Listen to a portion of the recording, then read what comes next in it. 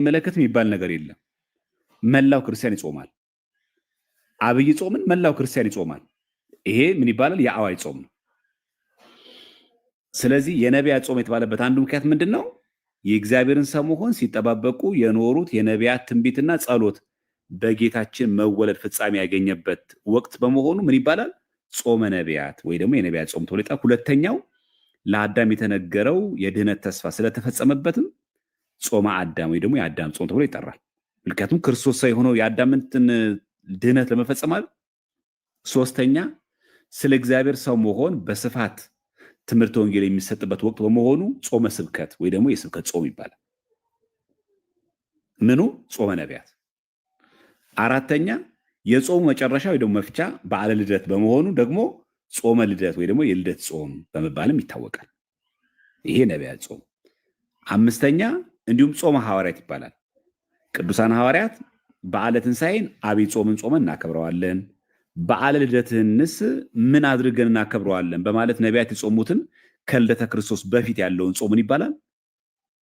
ይህን የገና ጾም ስለጾሙት ምን ይባላል? ጾመ ሐዋርያት ይባላል። ጾመ ሐዋርያት ይባላል። ስድስተኛ ይሄው ራሱ የነቢያት ጾም በተመሳሳይ መልኩ ይህ ጾም ጾመ ፊልጶስ ወይ ደግሞ የፊልጶስ ጾም ተብሎ ይጠራል። ለምን? ሐዋርያው ቅዱስ ፊልጶስ በአፍራቂያ አውራጃና ሁሉ እየተዘዋወረ በጌታችን በአምላካችን እና በመድኃኒታችን ኢየሱስ ክርስቶስ ስም ወንጌልን በማስተማር ድንቅ ድንቅ ተአምራትን በማድረግ ብዙዎችን ወደ አሚነ እግዚአብሔርን ወደ ማመን ሲመልስ ቆይቶ ትምህርቱን በማይቀበሉ የአፍራቂያ ሰዎች አማካይነት በሰማዕትነት አርፏል። ማን? ፊልጶስ። ስለዚህ ምን ይባላል? ጾመ ፊልጶስ ተብሎ ይጠራል። ደቀ መዛሙርቱ ስጋውን ሊቀብሩ ሲሉ ስለተሰወረባቸው የሐዋርያውን ስጋ ይመልስላቸው ዘንድ ሱባኤ ይዘው በጾም በጸሎት ተወስነው በለመኑት ጊዜ እግዚአብሔር ልመናቸውን ተቀብሎ በሶስተኛው ቀን መልሶላቸዋል። ስጋውን ወይ ደግሞ አስከሬኑን በክብር አሳርፈውታል። እዚህ ደቀ መዛሙርቱ የሐዋርያውን ስጋ ካገኙ በኋላ እስከ ጌታችን ልደት ድረስ ጾመዋል። የማንን? የፊልጶስን። ስለዚህ የፊልጶስን ስጋ ካገኙ በኋላ ልደት ገና እስኪመጣ ድረስ ጾመውታል። ስለዚህ ጾመ ነቢያት፣ ጾመ ፊልጶስ የተባለ ይጠራል።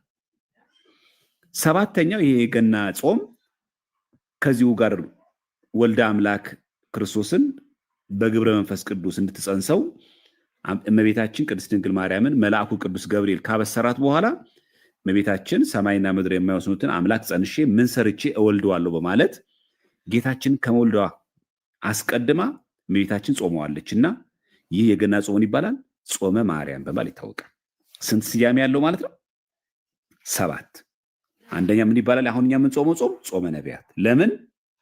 ሐዋርያት ነቢያት ስለጾሙት።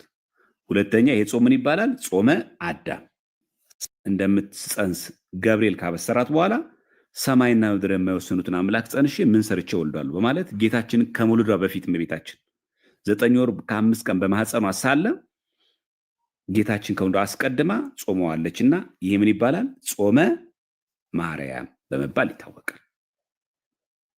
ስለዚህ ነገ ምን ጾመው ጾም ማንም ሰው ማይቀረው ነው ማለት የግድ ነው ማለት። የፈቃድ ጾም አይደለም፣ የግል ጾም አይደለም፣ ባልጾሙ ችግር ለሚባል አይደለም። ከሰባቱ አጽዋማት አንዱ ጾም ነው። ግልጽ ነው ሐሳብ። እስኪ ኮሜንት አብሮላቸውና ያልገባው ሰው ካለ እንዴ። ከዚህ ጾመ ነቢያት የተባለበት ምክንያት ነቢያት የጾሙ ጾም ስለሆነ መሆኑን እንድናቅና እነዚህ ሁሉ ስያሜዎች 7 የሚሆኑ ስያሜዎች አሉበት ማለት። ስለዚህ የገና ጾም ወይ ደግሞ ጾመ ነቢያት ከሰባቱ አጽዋማት አንዱ ጾም እንጂ የፈቃድ ጾም እንዳልሆነ እንረዳ ይገባል። እንዳንሳሳት ማለት ነው። ብዙ ሰው የፈቃድ ጾም ይመስለው ልክ ታኅሳስ 28 ገና አንድ ቀን ሲኖረው እችን ቀን ብጾማትስ ምን ችግር አለው ይላል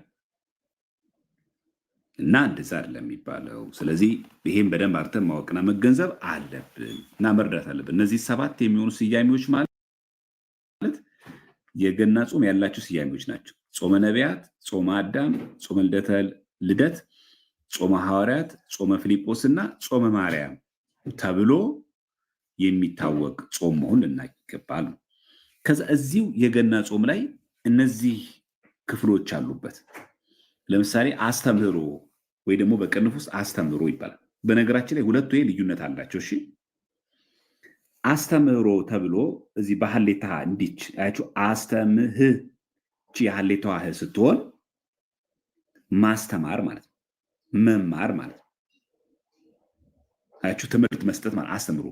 አስተምሮ አሁን በቅንፍ ውስጥ እንደምታዩት ደግሞ እቺ ሐመር ውሃ ስንጠቀም ደግሞ መማር፣ ምህረት ማግኘት፣ ቸርሞ ርኅራሄ ማግኘት ማለት ከታቸው ልዩነቱ። በሐመር ውሃ ህ ስንጽፍ አስተምህሮ ማለት ማስተማር ማለት ነው የመጀመሪያው ማለት። እችኛዋ የሐመር ውሃ ሲሆን ግን እንደሚሆነው ምህረት ማለት ነው። አስተምህሮ ማለት ምህረት ማለት በዚህኛዋ ሲሆን፣ ስለዚህ በአጭሩ ወይም ደግሞ 13 ቀን ድረስ ያለው ወቅት ዘመን አስተምህሮ ተብሎ ይጠራል። አሳየ፣ መከረ፣ አለመደ ወይም ደግሞ ተምህረ ሲል ደግሞ ተማረ፣ ለመደ የሚለው ቃል የግስግስ ነው። ትርጉሙ ደግሞ የእግዚአብሔር ቸርነቱን ርኅራሄው ስፋት የሚሰበክበት ጊዜ ነው። ዘመን አስተምህሮ ይባላል። በእኛ ቤተክርስቲያን ዝም ብሎ ስብከት አይሰበክም። ብድግ ብሎ አንድ ሰው ትዝ ያለውን ጥቅስ አይጠቅስም። የሰባኪያነ ወንጌል አውደ ምሕረትም ሲቆሙ ከህዳር 6 ጀምሮ እስከ ታኅሳስ 7 ድረስ ምን እንደሚሰጠው አስተምህሮ ምን ማለት ነው? የእግዚአብሔር ቃለ እግዚአብሔር የሚነገርበት ስለምኑ የእግዚአብሔር ቸርነቱ፣ ርኅራሄው፣ ትዕግስቱና የማዳን ስራው በቤተክርስቲያን በስፋት የሚሰበክበት ጊዜ ዘመን አስተምህሮ። ይሄ በሐመር ውሃ በሀሌታ ውሃ ሲጻፍ ነው። በሐመር ውሃ ደግሞ እዚህ ጋር እንደምትመለከቱት ሲጻፍ ደግሞ ቃሉ በሐመር ውሃ ሀ ሲጻፍ ልክ እንደዚህ አስተምህሮ ተብሎ ሲጻፍ ደግሞ የምህረት የይቅርታ ዘመን ማለት ነው። እውነት ነው። አሁን እኛ የምንጾመው ጾም ጾመ ነቢያት ክርስቶስ ተወልዷል፣ ክርስቶስ ስለኛ ሲል ይሰቃል፣ ይሞታል ብለው ነቢያት የጾሙትን ጾም አይደል? የምን ዘመን ይሄ? የምህረት ነው። እነሆ ታላቅ የሆነ የምስራች ዛሬ ይነግራቸዋል ያለው መልአኩ ገብርኤል አምላካችን ክርስቶስ ሲወለድ እነሆ ዛሬ በዳዊት ከተማ መድኃኒት የሆነ ክርስቶስ ተወልዶላቸዋል እንዳለው። ስለዚህ ይሄ የምህረት የይቅርታ ዘመን ነው። ስለዚህ አስተምህሮ በሐመር ውሃ ሲጻፍ ደግሞ የይቅርታ የምህረት ዘመን መሆን ያስረዳል። ስርወ ቃሉ መሐረ ማለት ይቅር አለ፣ ዕዳ በደልን ተወ፣ ወይም ደግሞ አምሐረ ማለት ደግሞ አስማረ፣ ይቅር አሰኘ፣ አራራ፣ አሳዘነ የሚለው የግስግስ ነው። ስለዚህ ዘመን አስተምህሮ ማለት እግዚአብሔር ቸርና ሩህሩህ እርሱ በደላችን ሁሉ ይቅር እንደሚለን እኛ ምዕመናንም እርስ በርሳችን ይቅር መባባል እንደሚገባን ትምህርት የሚሰጥበት ወቅት ስለሆነ ምን ይባላል? ከህዳር 6 ጀምሮ ዘመነ አስተምህሮ ይባላል። ይህን በደንብ ማወቅ አለብን። ይህን በደንብ አክተን ማወቅ። እሺ ዘመነ ስብከት። ዘመነ ስብከት የሚባለው በጾመ ነቢያት በዚህ ጾም ውስጥ ልክ አሁን አብይ ጾም ላይ ዘወረደ ቅድስ ምኩራብ እንደምንለው ማለት ነው። ልክ እንደዚህ ሁሉ በአብይ ጾም ማን ነው በዚህ በጾመ ነቢያት የመጀመሪያው እንደሚባለው አስተምህሮ ዘመን አስተምህሮ ይባላል። ሁለተኛው ደግሞ ዘመነ ስብከት ይባላል። ይሄ በነቢያት ጾም ውስጥ ከታኅሳስ 7 ጀምሮ እስከ ታኅሳስ 26 ቀን ያለው ምን ይባላል? ዘመነ ስብከት ይባላል። ከመቼ እስከ መቼ? ከታኅሳስ 7 እስከ ታኅሳስ 26 ያለው ምን ይባላል? ዘመነ ስብከት ይባላል። ለምዶ ዘመነ ስብከት የተባለው? ዘመነ ስብከት የተባለበት ምክንያት የጌታን በስጋ መምጣት አምልተውና አስፍተው በትንቢትና በትምህርት መስበካቸውን ቤተክርስቲያን እያሰበች ሰውን ለማዳን ወደ ምድር የመጣውን አምላክ የምትሰብክበት ወቅት በመሆኑ ምን ይባላል? ዘመነ ስብከት ይባላል። በጌስ የሚሰበክ በጌስ የሚቀደስ ቅዳሴ በጌስ የሚቆም ማለት የለም። አሁን እዚህ ዘመነ አስተምህሮ ላይ ራሱ በነገራችን ላይ የሚገኙ ሰንበታት አሉ። በቅዱስ ያሬድ ዜማዎች ላይ በዜማ ይነገራሉ። የመጀመሪያው እሁዶቹ ላይ ኢተዘኪሮ ይባላል አስተምህሮ። ከዛ ቅድስ ላይ ሎቱ ስብሐት ይባላል። እንደዚህ ሁሉ ስያሜዎች አሉት። ብድግ ተብሎ ዝም ብሎም የሚባል አይደለም። ወረቦቹ ያሬዳዊ ወረቦቹ ራሳቸው የዕለቱ መልክ፣ የዕለቱ ዜማ፣ የዕለቱ የዜማ ትንታኔዎች ሁሉ አሉበት። ለዚህ ዘመነ ስብከት ተብሎ ይጠራል። እሺ ብርሃን ይባላል ደግሞ። አሁን ዘመነ ስብከት ውስጥ ምን አለ? ክፍፍሎች አሉት። ዘመነ ስብከት ውስጥ ዘመነ ስብከት ከታኅሳስ 7 እስከ 26 ድረስ ነው። በዘመነ ስብከት ውስጥ በዚህ ውስጥ ደግሞ ምን አለ? ብርሃን የሚላል። ምን ማለት ነው? የዘመነ ስብከት ሁለተኛው ሰንበት ብርሃን ይባላል። ነቢያት የነፍሳችን ብርሃን ይወለዳል ብለው በመስበካቸው እውነተኛ ብርሃን ይመጣል ብለው ስለማስተማራቸው የሚታሰብበት ሲሆን በዚህ ኢየሱስ ክርስቶስ አማናዊ ብርሃን መሆኑን ይሰበካል፣ ይዘመራል። እውነተኛው የዓለም ብርሃን ማን ነው? መድኃኒተ ኢየሱስ ክርስቶስ። ከዚህ በለጠ ወንጌል አለ? አስተምህሮ ብለን ምንድን ነው የምንናገር ብለን እዚህ ጋር ስንናገር የእግዚአብሔርን ቸርነቱን፣ ርኅራኄውን፣ ትዕግስቱን፣ የማዳን ስራውን በቤተክርስቲያን በስፋት የሚሰበክበት ነው። ስብከት ለምን ተባለ? ዘመነ ስብከት ነቢያት የጌታን በስጋ መምጣትና አምልተው አስፍተው በትንቢትና በትምህርት መስበካቸውን እያሰበች ቤተክርስቲያን እያሰበች ሰውን ለማዳን ወደ ምድር የመጣውን አምላክ የምትሰብክበት የምታስተምርበት ወቅት በመሆኑ ዘመነ ስብከት ይባላል። ከመቼ? ከታኅሳስ 7 እስከ ታኅሳስ 26። ይሄን ነው እንግዲህ አጅሬዎቹ ወንጌል አሰብክም ይሉት። መሪጌታ ነኝ፣ ዲያቆን ነበርኩኝ፣ ቄስ ነበርኩኝ፣ አገልጋይ ነበርኩኝ እያለ በገና ጾም ወይ ደግሞ በጾመ ነቢያት ያሉት ሳምንታትና ትርጓሜያቸው እንኳን ምን እንደሆነ እንኳን አያውቁም። ብርሃን ደግሞ አለ። በዘመነ ስብከት ሁለተኛው ሳምንት ሰንበት ማን ነው? ብርሃን ነው የሚባለው። ለምን?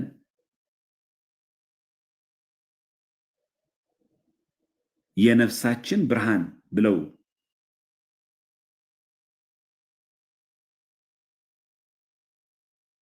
ነቢያት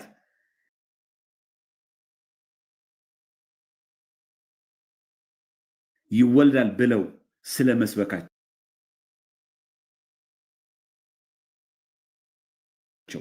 እውነተኛ ብርሃን ይመጣል ብለው ስለማስተማራቸው የሚዘመራል። እና አንዳንዶቹ እንደሚናገሩት ትፈራላችሁ እናንተ ክርስቶስን መስበክ።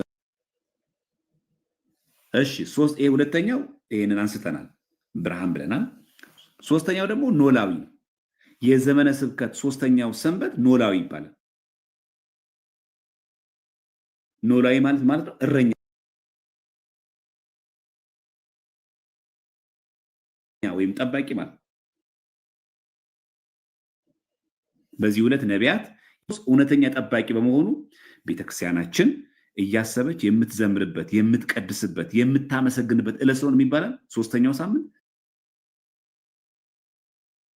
ኖላዊ ይባላል። ጌታችንም ከተኩላዎች ተጠበቁ ብሎ የለ? ከተኩላዎች ተጠበቁ ብሎናል።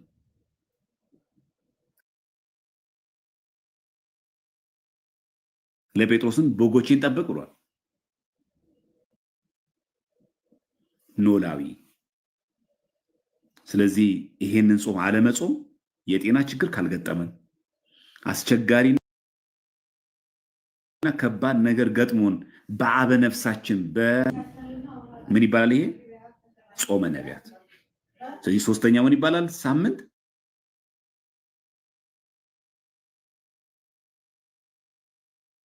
ኖላዊ፣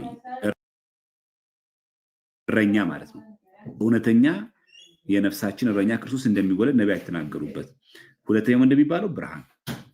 እነዚህ ሁሉ ስያሜዎች ግልጽ ነው ሐሳቡ። ገብቷቸዋል?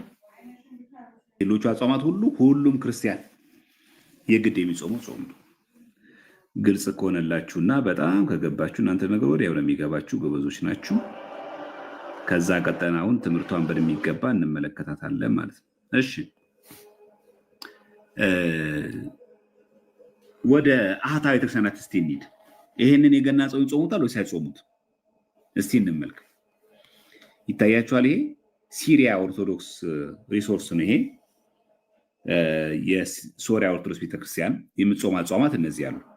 እንደ አንዳንዶቹ በተለይ ተሐድሶ መናፍቃን ይሄ ከንትን ጊዜ በኋላ ምናምን የመጣ ምናምን ቄሶቹ ምናምን ስለሚሉ እስቲ በሶሪያ ኦርቶዶክስ እንመልከት። ኦብሊጋቶሪ ነው የሚለው የግዴታ ማንዳቶሪ የሆኑ አጽዋማት ተመልከቱ። ኮመንቱን አጥፉላቸው። ኦብሊጋቶሪ ፋስትስ ነው የሚለው ኦብዘርቭድ ኢን ዘ ሲሪክ ኦርቶዶክስ ቸርች ነው የሚለው። ኦብሊጋቶሪ ሁላችሁ እንደምታውቁት የግድ ሁሉም ክርስቲያን መጾም የሚገባ አጽዋማት በሶሪያ ኦርቶዶክስ ቤተክርስቲያን ይሄ ምን ተመልከቱ እዚህ ጋር አንደኛ ጾመ ነነዌ ለስንት ቀን የሚጾም? ለ3 ቀን የሚጾም። ቀጥሎ ምን አለ? ግሬት ሌንት አብይ ጾም አለ። እሺ ቀጥሎ ምን አለ? አድቬንት ማለት የገና ጾም ማለት። ፋስትስ ኦፍ ዘ አፖስትልስ ይሄ የሰኔ ጾም ሐዋርያት። ፋስትስ ኦፍ ዘ ቨርጂን ሜሪ ጾመ ፍልሰታ። ከእንደገናስ ዌድነስዴይ ኤንድ ፍራይዴ ሮብና ዓርብ ምናምን ከመሪ ጌታ ደብተራ ተፈቱ የሚሉ ሰዎች ማለት ነው። እናንተ ተፈቱ እንጂ እኛ ምን እንፈታለን? ይሄ በማን ነው? በሶሪያ ኦርቶዶክስ ቤተክርስቲያን የ3ቱ ቀን ጾም አለ። ጾመ ነቢያት ማን ነው? ጾመ ነነዌ አለ። ግሬት ሌንት አብይ ጾም አለ። አድቬንት የሚሉት የገና ጾምን ነው። ጾመ ሐዋርያት አለ እስከ ጴጥሮስ ጳውሎስ ድረስ ሐምሌ 5 የሚፈታ አለ። እኛ የቄስ ጾም እንለው ማለት ነው። ፋስትስ ኦፍ ዘ አፖስቶልስ ነው የሚለው። ከእንደገና ደግሞ ፍልሰታ ጾም ከ1 እስከ 16 ምን ጾም አለ። ፋስትስ ኦፍ ዘ ቨርጂን ሜሪ አለ። ከና ደግሞ የተለመደ ደግሞ ዌድነስዴይ ኤንድ ፍራይዴ አለ። በማን ቤተክርስቲያን? ይሄ በሶሪያ ቤተክርስቲያን። ምን አይነት ጾም ነው ይሄ? የፈቃድ አይደለም፣ ኦብሊጋቶሪ ነው። ታያችኋል? ኦብሊጋቶሪ ነው። የግድ መጾም ካለባችሁ አጽዋማት አንዱ ይሄ ጾም። እንደዚህ ማየቱ ቆንጆ ነው ብዬ ስለማስብ ነው ማሳያችሁ። አንዳንድ ዝም ብሎ የሚቀደድ ሰው ስላለ በትዝታ ዝም ብሎ የሚያወራ ለዛ ነው። ሰፋ አድርገን ስናስበው ደግሞ እንደዚህ ነው። እነዚህ የማይቀየሩ ፊክስድ ፌስትስ ናቸው። እነዚህ የማይቀየሩ በዓላት አሉ። ይሄ በማን? አሁንም በሶሪያ ኦርቶዶክስ ቤተክርስቲያን የማይቀየሩ አላችሁ። ፌስት ሴሌብሬትድ ኢን ዘ ሲሪክ ኦርቶዶክስ ቸርች። ልክ እኛ የምናከብር በዓላት በሙሉ እዚህ ላይ አሉ። ጃንዋሪ ላይ ልክ አሁን ስንክሳር ላይ አለ እኛ ስንክሳር። እነዚያም ቋሚ በዓላት ናቸው። ፊክስድ ፌስትስ ናቸው። እነዚህ ቋሚ በዓላት ጃንዋሪ አለ፣ ፌብሩዋሪ፣ ማርች ላይ እንዳለ በዓላት እንዳሉ አሉ። የእመቤታችንን በዓታ እናከብር የለ ወደ ቤተ መቅደስ የገባችበት ብስራተ ገብርኤል ብለን ገብርኤል እመቤታችን ያበሰረበት አለ አይደል? ዘ አናውንሴሽን ኦፍ ዘ ሆሊ ቨርጂን ሜሪ በሶሪያ ኦርቶዶክስ ቤተክርስቲያን መቼ ነው የሚከበረው? ማርች 25 አለ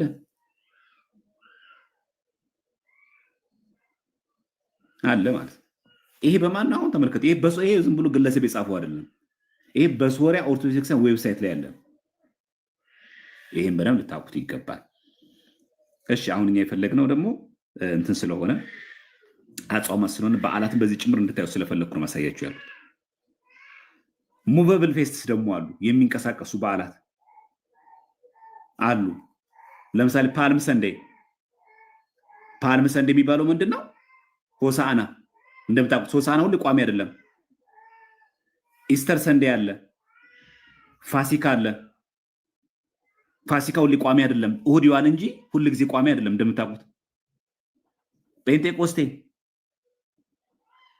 ይሄ እንደምታውቁት ጰራቅሊጦስ እሁድ ይዋል እንጂ ሁሉ ጊዜ ቋሚ እሁድ አይደለም የሚውለው። የገና ጾም ሁሉ ጊዜ አንድ ወጥ ቋሚ ቀን አይደለም የሚውለው፣ ይቀያየራል። ገና ሰኞ ሊሉ ይችላል፣ ሮብ ሊሉ ይችላል። ሙቨብል ፌስትስ ምንድን ነው? እኛ ያጠፋ ነው አሁን እኛ ከዚህ ውስጥ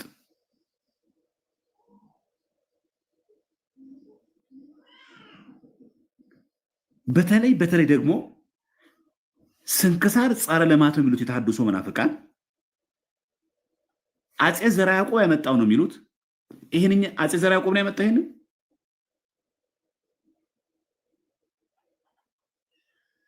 ጃንዋሪ 6 ላይ ኤጲፋኒያ ያከብራሉ። ገሃድ ጾም አላቸው።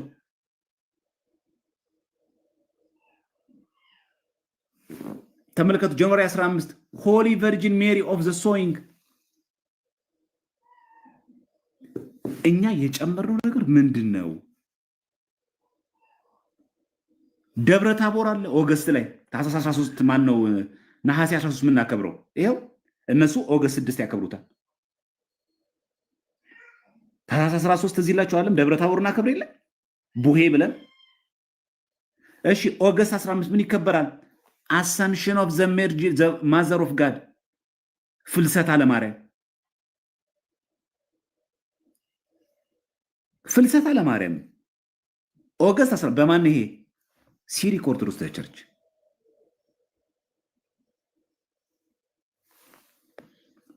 እና ፍልሰታዋን ያከብራሉ እንደኛ፣ ጾሟን ይጾማሉ እንደኛ። ቀን አላቸው፣ ያውም ነሐሴ ነው፣ ኦገስት ነው የሚለው። ሴፕቴምበር 7 ላይ ደግሞ እመቤታችን ልደቷን ያከብራሉ። በዛ ሴፕቴምበር 14 ደግሞ ኤግዛልቴሽን ኦፍ ዘ ሆሊ ክሮስ የመስቀል በዓል ያከብራሉ። የሚከበር ዕፅ የለም አላሉ። የምናከብረው ጌታን እንጂ እንጨት አይደለም አላሉ። ይሄ በሲሪክ ኦርቶዶክስ ቸርች ነው። እንግዲህ አጽዋማትን በተመለከተ እንደው ትንሽ ሰፋ አድርጎ እንድናስብ ነው። ልቀጥልላችሁ። ወደ አርመኒያ ደግሞ እንምጣ። አርመኒያ ደግሞ የአርመኒያ ሐዋርያዊት ቸርች ነው የምትባለው። አርሜኒያ አፖስቶሊክ ቸርች ትባላለች። አርሜኒያ አፖስቶሊክ ቸርች ባለው ይክፈትና ታዩታላችሁ። አርሜኒያ አፖስቶሊክ ቸርች ደግሞ ልክ እንደኛ ሁሉ እኛ የምንጾማቸው ጾመ ነቢያቶችን በሙሉ ይጾሙታል። የገና ጾም አላቸው፣ አብይ ጾም አላቸው፣ ፍልሰታ ጾምን ይጾማሉ፣ ጾመ ሐዋርያትን የቄስ ጾም ለምን ይጾማሉ፣ ምንም ሳያስቀሩ። ይሄ በማን ነው? በአርሜኒያ ኦርቶዶክስ ቸርች። የእነሱ ደግሞ በጣም ብዙ ለየት ያለ ነገር አላቸው። የአርሜኒያ አይ ቲንክ ኔትወርክ ይመስለኛል። እስቲ ድጋሚ ልሞክረውና ከከፈተ እስቲ ላሳያችሁ። እንደው በዛ አጋጣሚ እንትኖቹን ከፈለጋችሁ ሊንኮቹን ማለት ነው አሁን ያሳየኋችሁ የሶሪያ ኦርቶዶክስ ቤተክርስቲያን ከፈለጋችሁ የምንማማርበት ቴሌግራም ግሩፕ ላይ ፖስትላችኋለሁ፣ መውሰድ ትችላላችሁ። ሊንኩን ድንገት ለራሳችሁ ለእውቀት ከፈለጋችሁ፣ አንዳንዴም ደግሞ ሲጠይቋችሁ ለመመለስ ከፈለጋችሁ እንዲያገለግል እሱን ልክላችኋለሁ። ችግር የለም። ለሚፈልግ ሰው ምንም ችግር የለም። ድንገት ሊንኩስ ሊያስፈልገን ስለሚችል አንዳንዶቻችን እንዲሁ ዝም ብለን እንዳው ከምናወራ በማስረጃ ማውራቱ ጥሩ ይመስለኛል።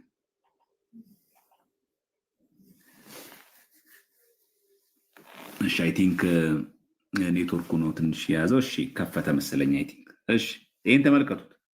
የት ነው ይሄ? የት ቤተክርስቲያን ነው? የቅዱስ ዮሐንስ መጥምቅ ኦርቶዶክስ ቸርች። የት? አርሜኒያ። አርሜኒያ እንደምታውቁት ከኛ ከኦሪየንታል ቤተክርስቲያናት አንዷ ናት። በዚህ አጋጣሚ ገድለ ዮሐንስ መጥምቅ ተወግዟል ብሎ ሲፈነጥዙ የነበሩ ሰዎች የመረጌታና የደብተራ ዝም ብሎ ተሰብስቦ ግጥም አድርጎ የጻፈው አድርጎ የሚያስቡ ሰዎች አሉ። ቅዱስ ሲኖዶስ ያወገዘው በግለሰብ የታተመውን ነው እንጂ ነባሩና ጥንታዊውን ገድለ ዮሐንስ መጥምቅ በአንግሊካና በሉተራውያን ቸርች የቅዱስ ዮሐንስ መጥምቅ ቤተክርስቲያን አለ። እንዴት በቅዱሳን ስም ቤተክርስቲያን ተከፍታላችሁ የሚሉ ሰዎች ሉተራውያን እኮ አላቸው። ሉተራውያን በቅዱስ ዮሐንስ መጥምቅ ስም ቤተክርስቲያን እኮ አላቸው። አንግሊካን ቸርቾች ፕሮቴስታንት ናቸው አይደል? ደውኔ የሚነሻቸው የቅዱስ ዮሐንስ መጥምቅ ቤተክርስቲያን አላቸው። ርዕስ እንዳይለቅብን ወደዚህ እንምጣ። ለማንኛውም ድረገጹን ልታዩ ስለፈለግኩ ነው ማሳያችሁ። ይሄን የቅዱስ ዮሐንስ መጥምቅ ቤተክርስቲያን የት ነው? አርሜኒያ ኦርቶዶክስ ቸርች ነው። አሁን እዚህ ጋር በዓላትን ያሳያል። የጌታ በዓላት ፌስስ ኦፍ ክራይስት እዚህ ጋር አለ። ቴዎፋኒያ የሚለው ይሄ መገለጡን የክርስቶስን መገለጥ የሚያሳዩ የመጀመሪያ ምንድነው? ናቲቪቲ ልደቱ፣ ኤንድ ባፕቲዝም ጥምቀቱ፣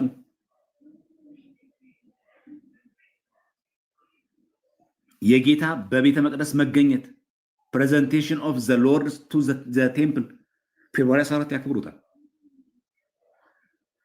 ከዛ ያው እንደምታዩት እዚህ ደብረ ታቦር አለ፣ ትንሣኤው አለ፣ እዚህ ይከበራል። አሁን እኛ የፈለግነው አጽዋማት ስለሆነ አጽዋማቶቹን በተወሰነ መልክ እንየው። በዚህ አጋጣሚ ምን ያለ እዚህ ጋር ፌስትስ ኦፍ ዘ ሆሊ ክሮስ የመስቀል ክብረ በዓል በማን ይሄ በማን ይሄ? አርሜኒያ ኦርቶዶክስ ቸርች። አርሜኒያ ኦርቶዶክስ ቸርች ይህን ሳቅሮ እንግዲህ ቀለሜ ሲሳደብ የሚውለው እኔ ፊት ሊቆም የሚችል የኢትዮጵያ ኦርቶዶክስ ቤተክርስቲያን ዝም ብላ የምታከብረው ደግሞ እነዛ ሰዎች አሉ፣ የምታውቋቸው ናቸው። አንዴ የመስቀሉ ቃል የሚባል ልጅ አለ እዚህ ወንዴ ነው ምናምን የሚባል እዚህ ይርጋለም ምናምን አካባቢ ላይ ዲያቆን ነበርኩ ብሎ የሚሰክሰው አንድ አጋቦስ የሚባል አለ፣ አንድ ቅዱስ የሚባል አለ። ዲቤት አያረጉ፣ ተወያይቶ አያውቁ፣ ዝም ብሎ ብቻ መሳደብ። ልክ በቃ ነቅተው የወጡ ነው የሚመስሉት። በቃ እነሱ ነቅተው የወጡ ነው የሚመስሉት። ቅዱስ መስቀል የለም እኮ አላሉም እኮ እነሱ እንደ የፈለጉት ልክ በቃ በግዕዝ ስለተጻፈ ከዛ በአማርኛ ስለተረጎመ የኢትዮጵያ ብቻ የሆነ ሰዎች በጭነት በኃይል በጉልበት እኛ ላይ የጫኑብን አድርጎ የማሳየት አባዜ ስላለ ነው። ያውም እኮ ቅዱስ መስቀል እኮ ነው የሚለው።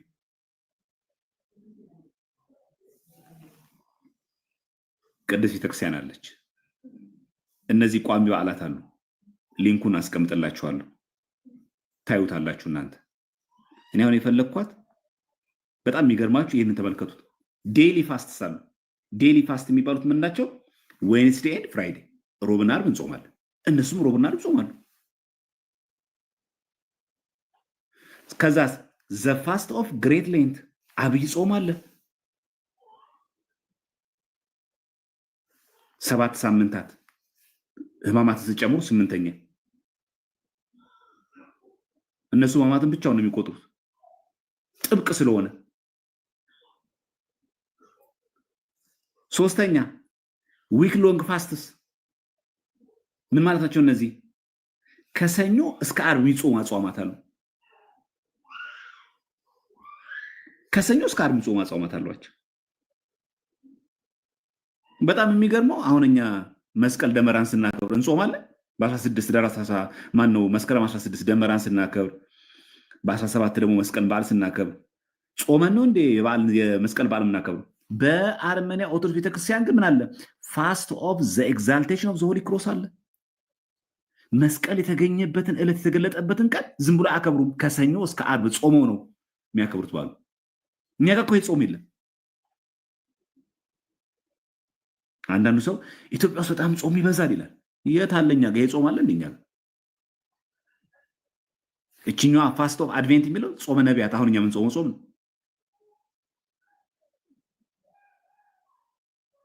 ስንት አጽዋማት አሏቸው ተመልከቱ። 10።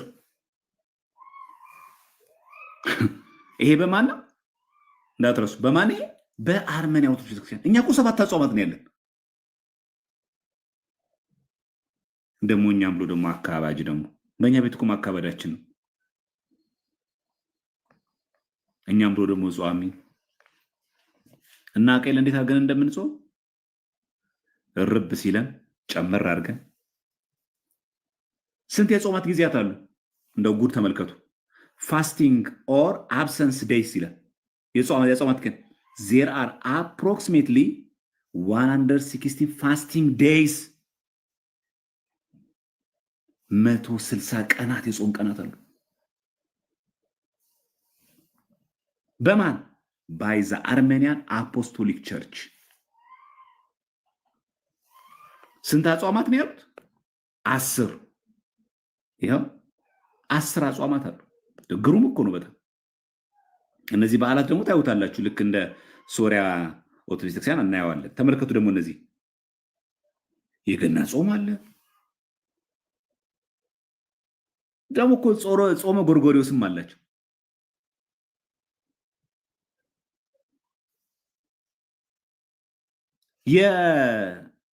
እኛ አሁን ምን ጾምን ይሄንን የደብረ ታቦርን ቦሄ ምን ጾመው ፍልሰታ ጾም ስለሆነ ነው አለ አብረን ምን ጾመው። ፍልሰታ ጾም ባይሆንም ደግሞ ራሱን ችሎ ይጾሙታል ደብረ ታቦርን። ይሄው ፋስትስ ኦፍ ዘ አሰምፕሽን ኦፍ ዘ ሜሪ ዘ ሆሊ ማዘር ኦፍ ጋድ ደግሞ ማለት ጾመ ፍልሰታ።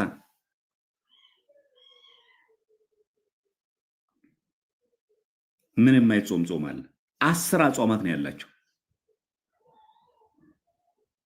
ደመራን በዓል ሲያከብሩ፣ የመስቀልን በዓል ሲያከብሩ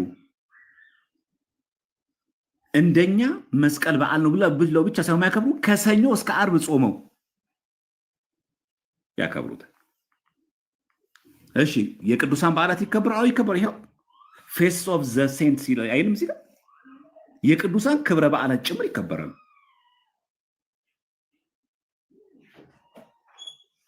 ይሄ ደብተራ ያመጣብህ ምናምን ብሎ የሚናገሩ ሰዎች እንደው አንዳንድ ጊዜ አለፍ ብሎ ክፉ ቃል የሚያናግሩ ሰዎች ናቸው። በእውነት ነበብ ቢያረጉ ቢያገናዝቡት ይህች ቀላል ናት።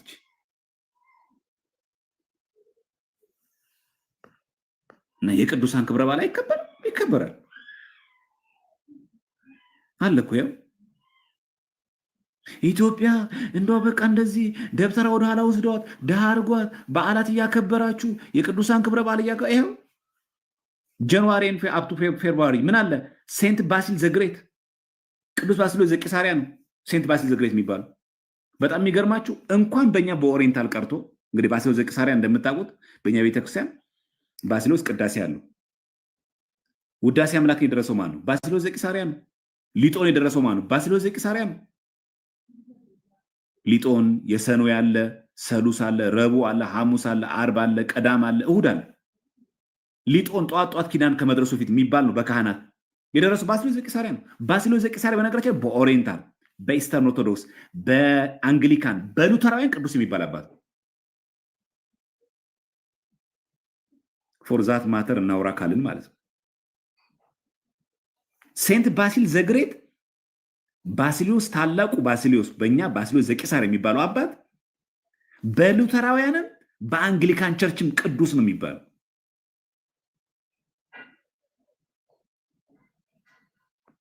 ይሄው በዓላቶቹ ማን ናቸው? እነዚህ የቅዱሳን በዓላት ጎርጎሪዮስ ናባቢ መለኮት፣ ሴንት ግሪጎሪ ዘ ቴዎሎጂያን፣ 12ቱ ሐዋርያት። ተመልከቱ የሀገር ቅዱሳን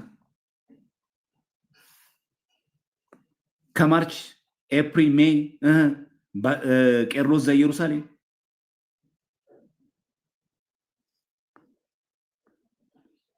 እና ቤተክርስቲያናችን የምታከብራቸው የቅዱሳን በዓላት ክብረ በዓላት በእኛ ብቻ እንዳለ አስመስሎ ማሳየትና ሌሎች ቦታዎች ላይ እንደዚህ አይነት በዓል ኋላ ቀር እንደሆነ አርጎ የማሰብ አባዜ በመናፍቃኑ ዘንድ እናያለን።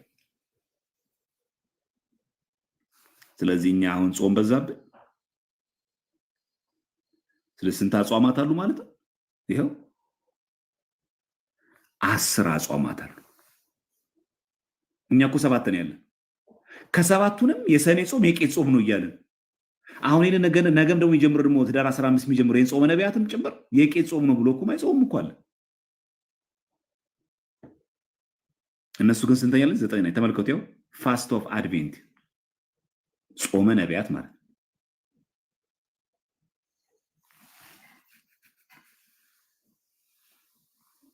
እንኳን ቀርቶ ደመራ እንኳን ሲያከብሩ መስቀል በዓል እንኳን ሲያከብሩ ዘኤግዛልቴሽን ነው።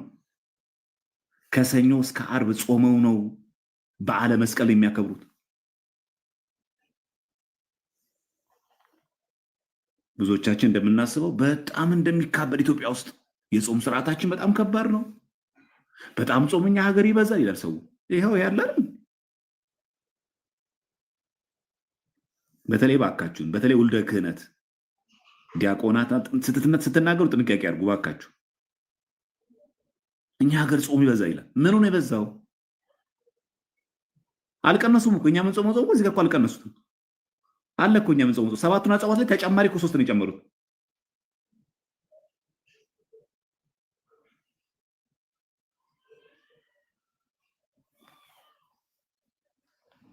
እኛ ምን ጾም ዴሊ ፋስት አላችሁ ወይንስ ዴሊ ፍራይዴ አለ? ይኸው አለ። ይኸው አብይ ጾም አላችሁ ይጾማሉ። ይሄንን አሁን ያልኳችሁን ዘ ኤግዛልቴሽን ኦፍ ዘ ሆሊ ክሮስ የቅዱስ መስቀሉ ክብረ በዓል አከባበሩ ዊክ ሎንግ ፋስት ምን ማለት ዊክ ሎንግ ፋስት ማለት ከሰኞ እስከ ዓርብ የሚጾም ጾም ማለት ፍሮም መንዴይ ስሩ ፍራይዴ ማለት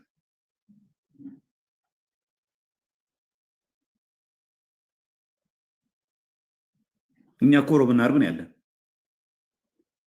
5 ቀን እንጾማለን እኛ። አሁን ጾመ በዓለ መስቀል ማለት ጾሙ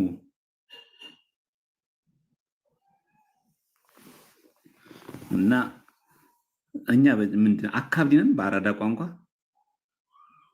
እንደዛ ነው አይደለ? ብዙዎቻችን አካብዴ በጣም ስለማናቅ የሌሎቹን እንትን አጽዋማት ምናምን የኛ በጣም በጣም ጥብቅ ያለ በጣም የሚያስጨንቅ ከባድ እንደው በቃ እንደው ለምዕመኑ ለመናገር የሚያስቸግር አስመስልን እያቀረብን ምዕመኑን ገደል ነው በእውነት። ምዕመናንም ይህን በሚገባ ባለማወቃችን ምክንያት የኛ ሀገር ስርዓት በጣም ጥብቅ ስርዓቱ አስጨናቂ የሆነ አድርገን እናስባለን። እግዚአብሔር አይነ ልቦናችን ያብራልን። የሚያስፈልገው እሱ እንደዚህ መባል ስለሆነ ማለት ነው። ሌላ ምን ይባላል ብላችሁ ነው? እንዲህ ስለሚባል ነው። መጀመሪያ ገብቷችኋል? የአርመኒያ እስቲ ኮመንት አብሩላቸው። ዝም ብዬ ከሄድኩኝ እየተከታተላችሁ እንደሆናችሁ ቼክ ላድርጋችሁ እስቲ። ገብቷችኋል?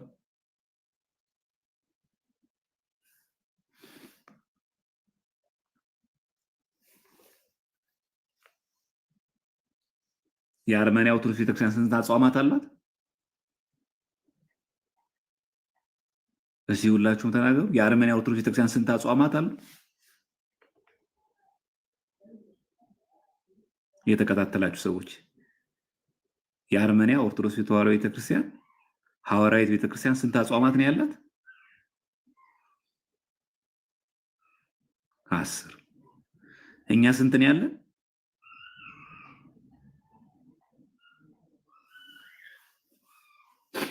እኛ ስንት ነው ያለን? 7። በዚያ ደግሞ ጉራችን መከራ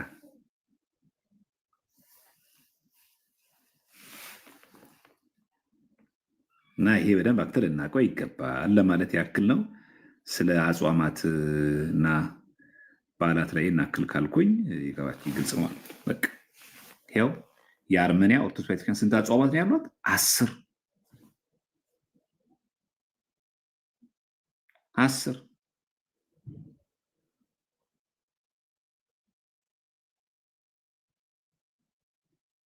እውነት እንነጋገር እስቲ።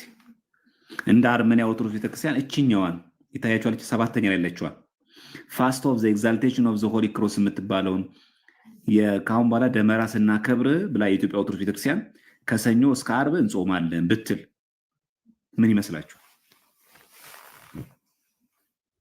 እውነት ሳንዋሽ ምን እንላለን?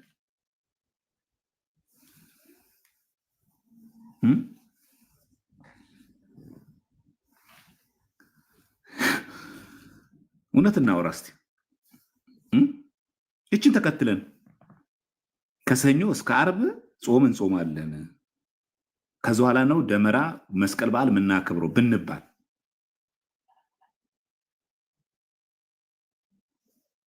አዎ ልክ ነህ። አሁንስ አበዙት ነው የምንለው፣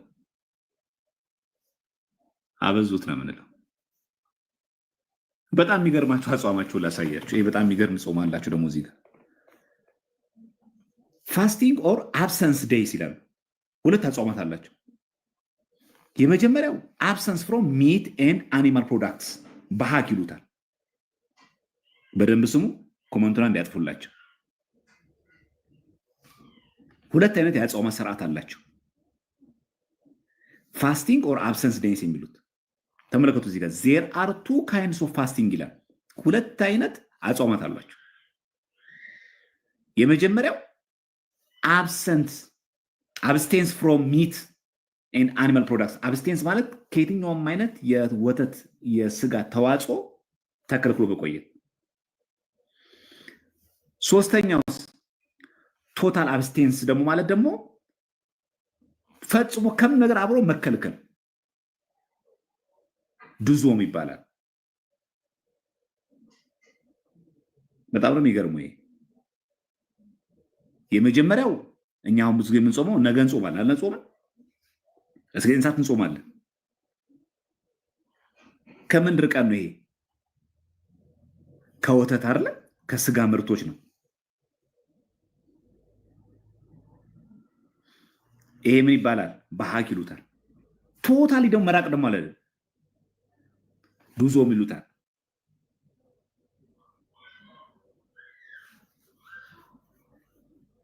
እኛ አሁን ያለን አሁን ቶታሊ ከምንም ነገር ከቅቤም ከስጋም ከእንጀራም ጭምር ከቂጣም ጭምር ከጾም ምግብ ጭምር መጾም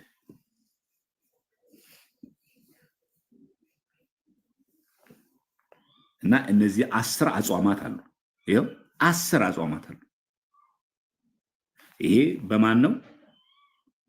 ዘማርያም ከየት ነው ያመጣው? ከማንም አላመጣው። የማን ሀገረ ስብከት ነው ደግሞ ይሄ? አርመኒያ ኦርቶዶክስ ሀገረ ስብከት የት ያለውን ይሄን ያወጣው? ኦፍ ዘ ዩናይትድ ኪንግደም ኤንድ አየርላንድ። የአርመን ኦርቶዶክስ ቤተክርስቲያን የዩናይትድ ኪንግደም እና የአየርላንድ ሀገረ ስብከት ስለ አርመኒያ፣ ያው አርመኒያ አይደለም ሀገረ ስብከቱ፣ የአርመኒያ ቤተክርስቲያን በዩኬ እና አየርላንድ ሀገረ ስብከቱ በፔጁ ላይ ያወጣው ይህን ዝርዝር ጉዳይ ነው ያወጣው። አይታችሁ እዚህ ጋር የእመቤታችን እረፍትን ዘዶርሚች ነው ዘቨርጅን ሜሪ ተመልከቱ። እዚህ ጋር ስታርፍ እመቤታችን ሐዋርያት ሲገንዟት፣ ከዛ ደግሞ እዚህ ጋር ስታርግ ደግሞ እዚህ ጋር ዘአሳምፕሽን ኦፍ ሴንት ሜሪ፣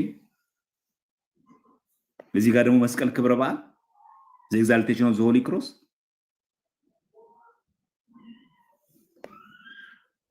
እና ቶታሊ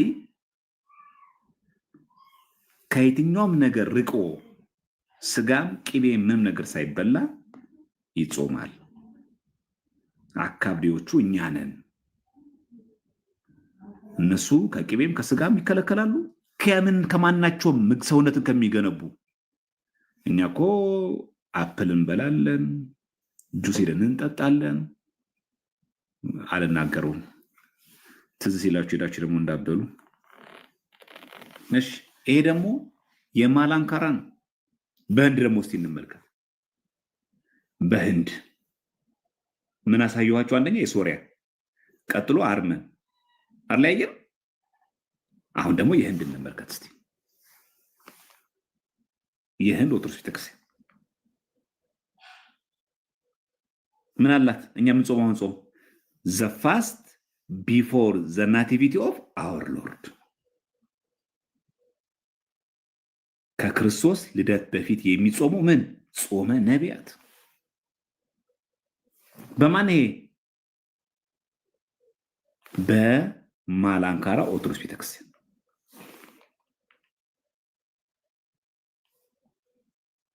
ብዙዎቻችን ያው እንደ እንትን አድርገን ስለምናስብ ነው ፋስቲንግ ኢን ዘ ማላንካራ ኦርቶዶክስ ሲሪያን ትራዲሽን።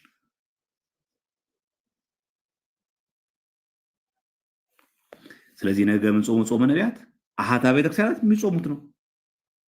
ጾመ ነነዌ ያለ ይኸው፣ አብይ ጾም አለ ይኸው፣ ጾመ ሐዋርያት አለ ይኸው።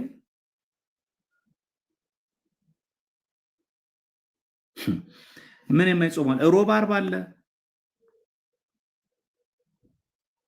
በጣም የሚገርማችሁ ይሄም አለ። ዘ ፋስት ቢፎር ዘ ናቲቪቲ ኦፍ ሴንት ሜሪ፣ ድንግል ማርያም ልደቷ ግንቦት አንድ አይደለ? ልደቷን ከማክበራቸው ፊት ልደተ ማርያም ብሎ ይጾማል። ይሄ ደግሞ በማን ነው? በህንድ ኦርቶዶክስ ቤተክርስቲያን። በሉ ያዝ እንግዲህ ቁጠረው። እኛ ግንቦት አንድ ልደታውን እናከብራለን እንጂ ግንቦት አንድ ልደታን ለማክበር እኛ ጾም ጾማለን?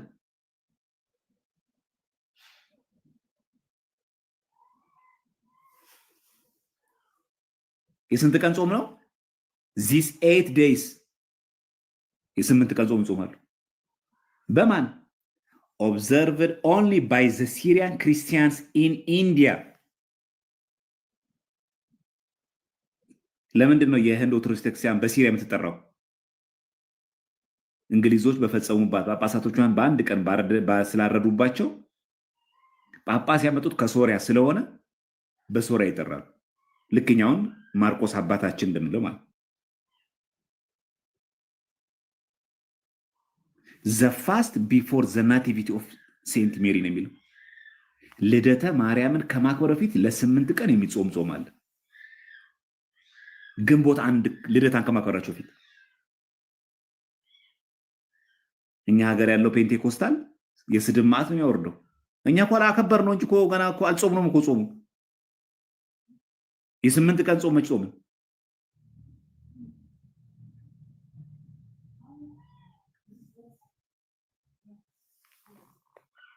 እና ግንቦት አንድ ልደታ ማክበር ጣዖት አምልኮ አይደለም። በግንቦት አንድ አሳቦ ግን ጨሌ ምናምን ፈቅድ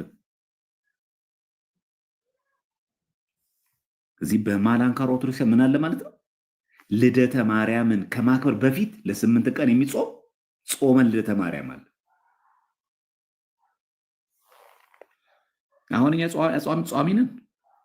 እንደው እግዚአብሔር ያሳያችሁ። አሁን እኛ ጿሚ ነን። እኛ ጿሚ ነው የምንባለው። እኛ ሀገር ነው ጾም የበዛው።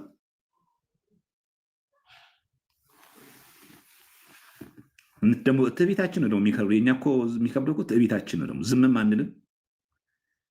አጠገባችንም ያለው ሰው በደንብም ስለማያውቀው ስንሰዳደብ እንውላለን። መቼስ ምን ይደረግ፣ እኩል በኩል ስለሆንን አውደ ምሕረትም የሚያገለግሉ አገልጋዮቻችን በዛው ልክ በጣም በሰል ያለ እውቀት ኖሯቸው በሚገባ ይሄንን መረጃ በተለይ ደግሞ በሰንበት ደረጃ እንኳን ቢያንስ ኮርሶችን በመስጠት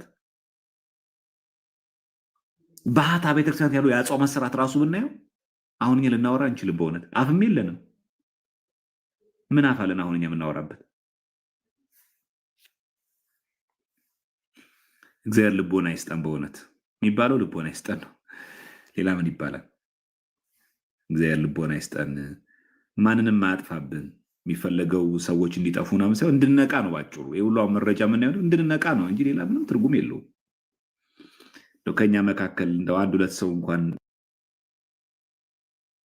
እዚህ ሌላ ቤተ እምነት ውስጥ ያላችሁ ሰዎች እንኳን ብትሰሙ ብታዩት እንደው ኦርቶዶክሶች ለካ ዝም ብሎ አይደለም የሚያዩት የሚለው ነገር እንደው ፍንጭ እንዲኖራችሁ ነው።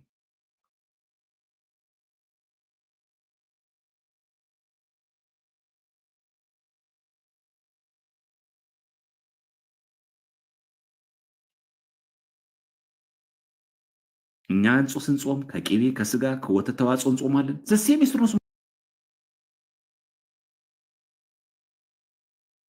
ይጾማሉ።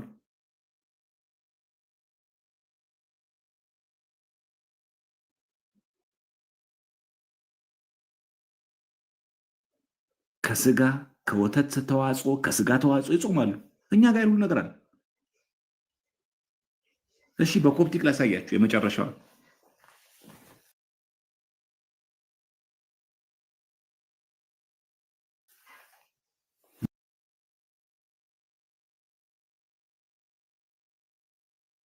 በኮፕቲክ በቤተክርስቲያን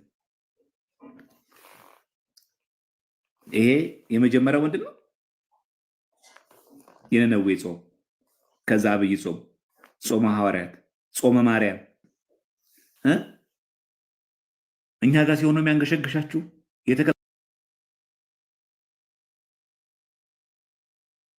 ሃይማኖት ሲሆን ነው የሚያናደው። መሪያ መቃወም ያለባችሁ ከኛ ጋር ለማውራት ያለባችሁ ከሉተራውያን ጋር አውሩ፣ ከአንግሊካን ቸርቾች ጋር አውሩ።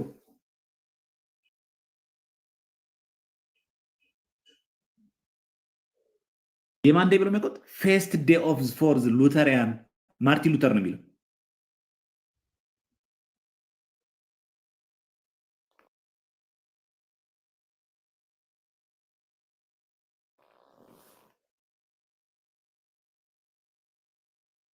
መቼ the day that those in Episcopal Church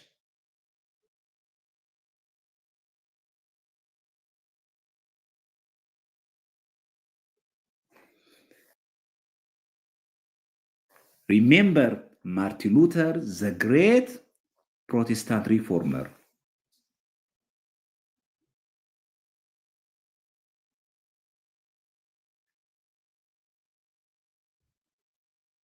ማን ይከበራል?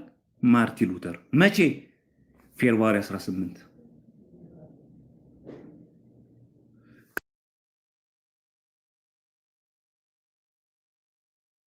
ቀኑ ላይ ጌታ አይደለ ወይስ? ለዚህ መቶ የተክለ ሃይማኖት ነሐሴ 16 ረፍቱን ስናከብር ጸረ ወንጌል ነው፣ ቀኑ ላይ ጌታ ነው ይላል። ሂድ እባክህ መጀመሪያ እዛ ጋር ሂድና ከሉተርና ከሉተራውያን ጋርና ከአንግሊካን ጋር መጀመሪያ አውራ። እኛን ተወን። መጀመሪያ እዛ ያለውን ፍታ። እኛ ምን እናርግህ?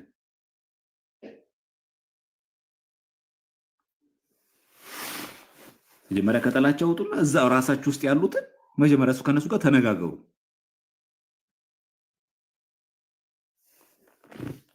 እንዴት ፌብሩዋሪ 18 ላይ ሉተር እንዴት በዓሉ እንዴት ይከበር? ቀን ተሰጥቶት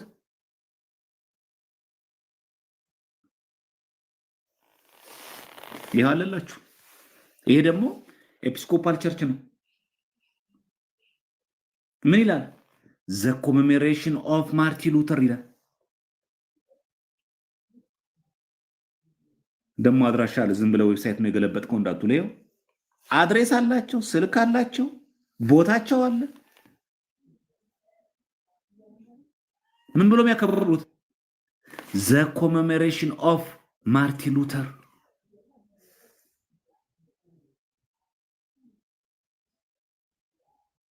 ጉድ አትልሜን። እኛ ሀገር መጥቶ ዘ ኮሜሞሬሽን ኦፍ ሴንት ተክለ ሃይማኖት ብንል ክርስቶስ ሰምራ ብንል ጸረ ወንጌል ነው የሚሆነው።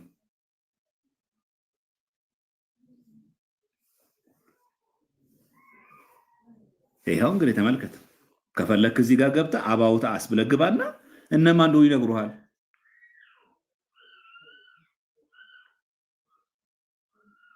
እና የኢትዮጵያ ፕሮቴስታንቶች መረጃው ርቋቸዋል መሰለኝ። ፔንቴኮስታልም ብዙ 100 ዓመትም ስላልሞላቸው እኔ መምህራኖቻቸው ገድልና ድርሳን ላይ ብዙ ጊዜ ስላተኮሩ ይመስለኛል ረስተዋቸዋል። እና ባካችሁን ደግሞ ይናገሩ እዚህ ጋር our Anglican tradition has a mixed history with Luther.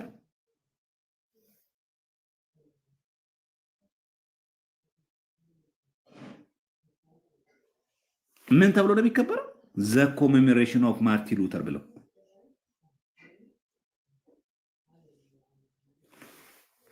መጀመሪያ ከተክለ ሃይማኖት ላይ አይነን አንሳና ከቅዱስ ክርስቶስ ሰምራ ላይ ያለህን ጥላቻ መጀመሪያ አንሳና ከድንግል ማርያም ያለች ጥላቻ አንሱና መጀመሪያ በማርቲን ሉተር አውሩ። የአምላክ እናትን እየተቃወምክ ክብረ ቅዱሳን እየተቃወምክ ክብረ ማርቲን ሉተር ግን የሚገድ። ለዚህ አሁን ጥቅስ እንጠቅሳለን አላችሁ። ለዚህ ጥቅስ እዚህ ከመጽሐፍ ቅዱስ ታመጣላችሁ። ወር በገባ በ18 ፌብሩዋሪ 18 የማርቲን ሉተር በዓል የሚከበርበት ነው የሚላለ መጽሐፍ ቅዱስ ላይ።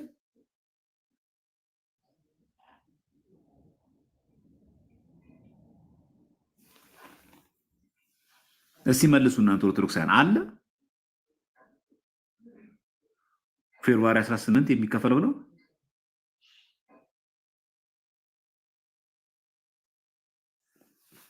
ያነበበ ሰው አለው መጽሐፍ ቅዱስ ላይ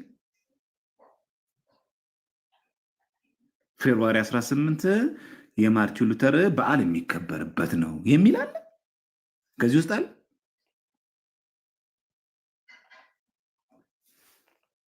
አሳ ጎርጓሪ ይዞ እንዲያወጣል ስለሚባል ለዛ ነው ያሳየኋችሁ እንጂ እናንተ ጉዳያቸው ናችሁ አለምባክቻለሽ። እሺ እንደዛ እንዳታስቡ። ደግሞ በጣም ተፈልጋችሁ ምናምን ሳይሆን በጣም ብዙ ጊዜ ያው ማከት ስላለ በፕሮቴስታንቱ ዓለም በጣም ነው የሚያክቱት። በጣም ጉራ ይጣል ነው በጣም።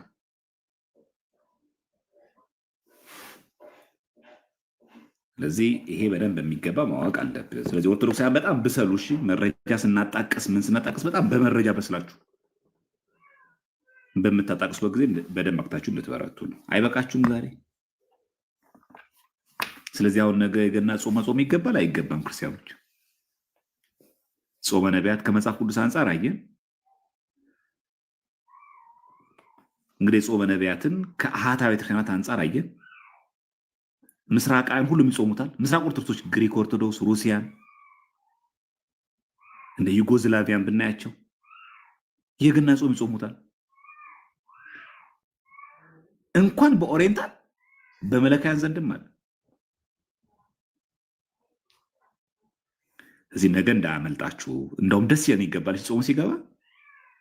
ሀያታችን በቆሸሸበት በዚህ ዘመን፣ የሀገራችን ሁኔታ በጣም አሳሳቢ በሆነበት በዚህ ዘመን ሰማዕታት ሰው የሚባል ክብሩ ወርዶ በየቀኑ ሰው በሚገደልበት ያውም ኦርቶዶክስ መግደል ክብር መስሎ በሚጀንንበት በዚህ ዘመን መጾም አይገባም? በልተን ምን አመጣን? ከእርሳችን ሞላ ነው፣ ምን ጠቀመን? አይገባም በዚህ ዘመን መጾም? መጸለይ አይገባንም በዚህ ዘመን? የበላ ነው የጠጣ ነው የሰከር ነው አይበቃም? የጨፈርንበት ዘመን አይበቃም? አሁን ማረም ብንሉ አይሻልም? በሉ ፕሮፋይል ቀይራችሁ ለአርሲ ሰማዕታት ከልብ ያዘናችሁ ክርስቲያኖች ነገ የምትጀመረዋን ጾመ ነቢያትን ከልብ እንጹማት፣ ከአንጀታችን እንጹማት።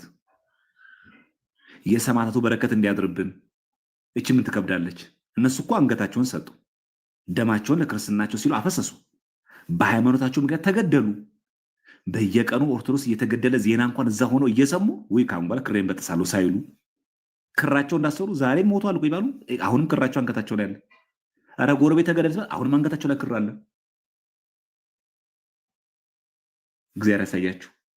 በየቀኑ ኦርቶዶክስ እየተገደለ ነው። ስቲል ነው። አሁንም አንገታቸው ላይ ክር አለ። ነገም እኮ ሊገደሉ ይችላሉ። በዚች ምሽት እኮ የሚገደሉ እኮ ይኖራሉ።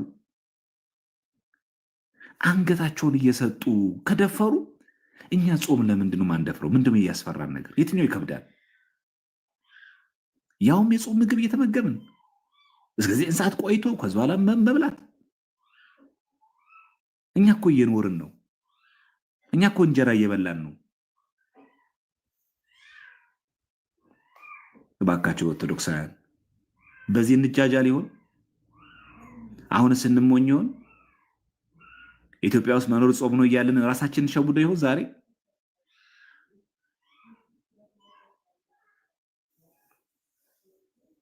ስለዚህ ጾመ ነቢያትን እድሜው ከ7 ዓመት በላይ የሆነ ክርስቲያን በሙሉ መጾም የሚገባው ነው።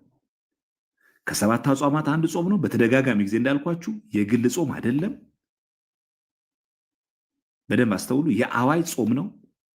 ከሰኞ እስከ አርብ እስከ 9 ሰዓት የሚጾም ጾም ነው። ቅዳሜና እሑድ እንደምታውቁት ቅዳሴ ያለ 2 ሰዓት 3 ሰዓት ላይ ሲያልቅ የአጽዋማት ምግብ በልተን የምናሳልፍበት እስከ ገና ድረስ የሚጾም ጾም ነው። ይህ የሚጀምረው ህዳር 15 ነገ ነው። የሚያልቀው ገና ታኅሳስ 29 ላይ።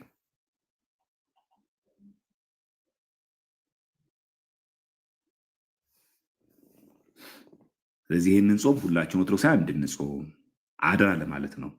ስንጾም ታዲያ ከቅቤ ከስጋ ብቻ ሳይሆን ከተንኮል፣ ከኃጢአት፣ ከሐሜት፣ ከስድብ፣ ክፉ ነገር ከመናገር ጭምር መጾም ያስፈልጋል። ከዚህ የምንጾም አንዳንድ ሰዎች አለና የሰው ስጋ እየቦጨቅን ግን እኮ ቅቤ አንበላም፣ ግን እኮ ስጋ አንበላም። አፈረስ ነው እኮ ጾሙ።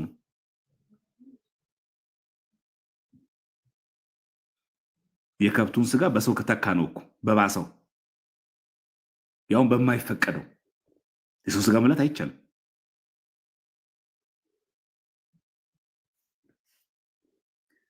ስለዚህ ቡጨቃ ተው እስቲ። ጾም ነው ብላችሁ ሰው አላማም እንበል። ኃጢአት አልሰራም ክፉ አልናገርም እስቲ እንበል። ጾም ነው እንበል። እንደዛ ለቤተክርስቲያናችን አባቶች የሚሉት ጾምሰ አኮ ጸዊም እምህብስት ወማይ ባህቲቱ። ጾም ማለት ከስጋ ከማን ነው ከውሃ ከእንጀራ መጾም ብቻ ማለት አይደለም።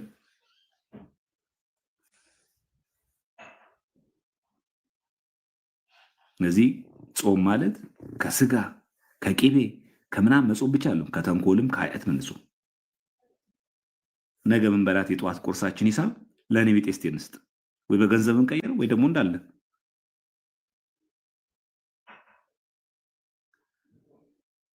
በረከቱ እንድንካፈል እግዚአብሔር አምላክ ይርዳል፣ ሁላችንም ያግዘን።